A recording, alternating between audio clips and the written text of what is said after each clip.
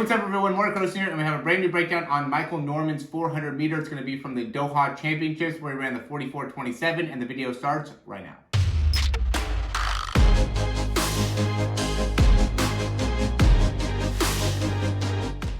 Okay, so Michael Norman is quickly becoming one of the most talked about track and field athletes in the world just because of his age and his ability to just kind of dominate the entire track and field world, from the 100 to the 200 to the 400. It doesn't really matter what he does. He seems to be having tremendous success in all of them. And at only, 23 years old, he still has so much time left to be able to continue to develop. So, love watching him run. And here we're going to go in the 400 meter and, really give a quick comparison. I don't want to go too long into the video here, but I do want to be able to show really something that stood out to me when it comes to this curve here. And we have, obviously Michael Norman wearing his headband that he always does. And then we have Fred Kerley there in the lane kind of right next to him.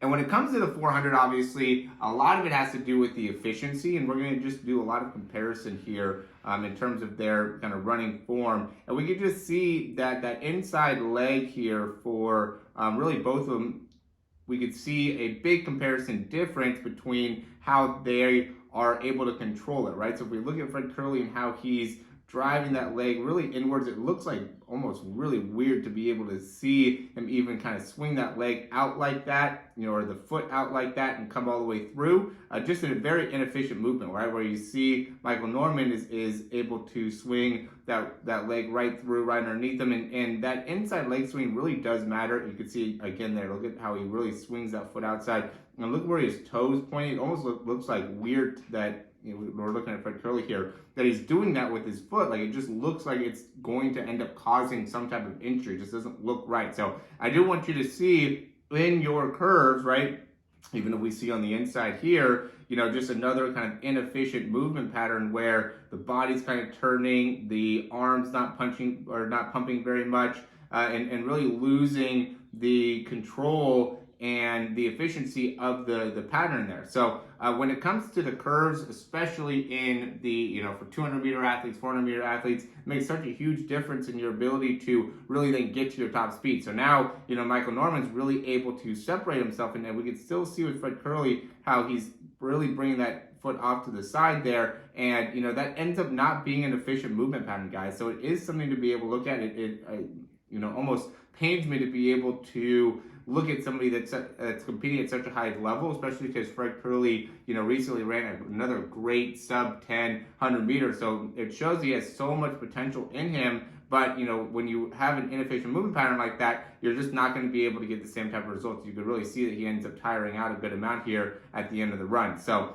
really being able to get a bit of a comparison for where Michael Norman's at. Now we can really look at Michael Norman as well and look at some of the key numbers. So this is going to be 380 meters into the actual run, obviously, or 375, 370, whatever the case may be. Point being is it's the last half, right? So a lot of these numbers I will go and show you guys will be for a 100 meter that is, running at the 75th meter of a 100 meter in comparison to the 375th meter of a 400. Very, very different results that we're going to be seeing, but it still, I think, will be beneficial to be able to really break this down. So we're going to go 702 here.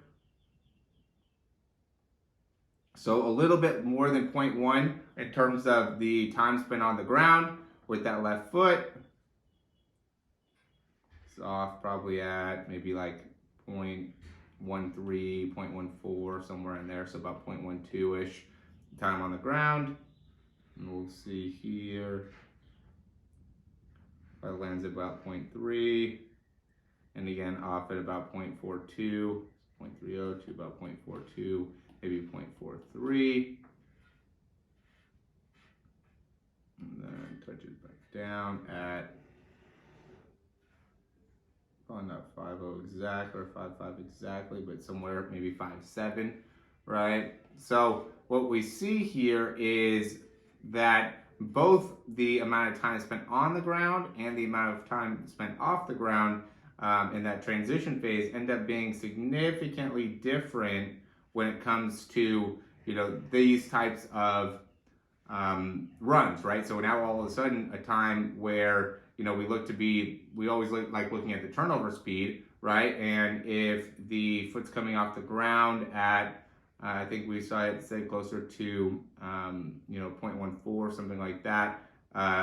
Then by the time the foot comes back and hits the ground, we're looking at about 0.42 to 0.45 time spent off the ground. So, with the top sprinters, we're about a 0.1 foot contact time, and the, time spent off the ground is about 0.35-ish, right? It's going to be obviously different depending on the athlete. And then for, long distance here at the end of the race, we're looking at about 0.12 to 0.14 with about a 0.42 to 0.45 amount of time spent off the ground. A lot more, difference in terms of the, obviously with this, I'm a lot more specific just because I've seen so many more 100-meter runners, and, it's a very, very specific art in being able to get you to run at a, sub 10.5 level. You need to be able to consistently do that.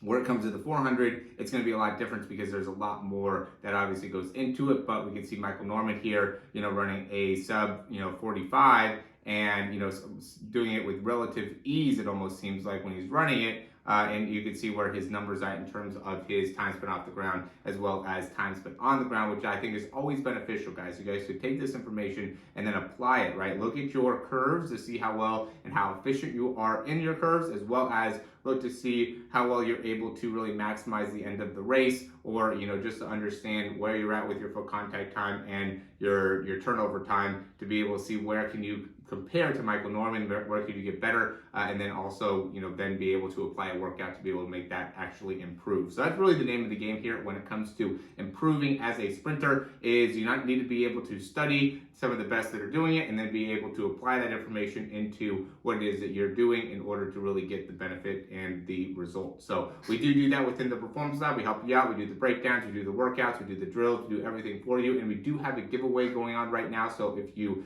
like this video and you subscribe to the channel, you automatically get entered into the giveaway. So actually all you have to do is just send us a screenshot of you doing that stuff, and we will enter you into the giveaway. What you're going to get is 4 weeks of training as well as $100 as well. So you're going to get a $100 gift card and access to our 4-week training, which is going to come with unlimited breakdowns. I think that is really the best option that we have in terms of what we do from a programming perspective, just because you could go into like the 3-month program or whatever. Like obviously, the more that you commit to something, the better results you're going to get. But within the 4 weeks, it really gives you a targeted amount of time to be able to make significant changes within your actual running form, or understand exactly what it is that you need to do in order to improve your running form, which I think is what is the most valuable thing that I could provide you guys, is just giving you a real clear-cut understanding of what it is that you need to improve and how to improve it, and then give you the opportunity to be able to do that over the course of 4 weeks, where we can then go and have some dialogue back and forth and help you out as you go through there. When it goes into 3 months, obviously, again, the more time that you have, the better off it's going to be. The more information you're going to get, the more it's going to end up translating into positive results for you. So, 3-month, 5-month, if you go onto our customized programming, that's going to be as long as you continuing to build yourself up from a sprinting perspective, and as long as the program is continuing to give you more and more benefit, then we want to be able to continue to add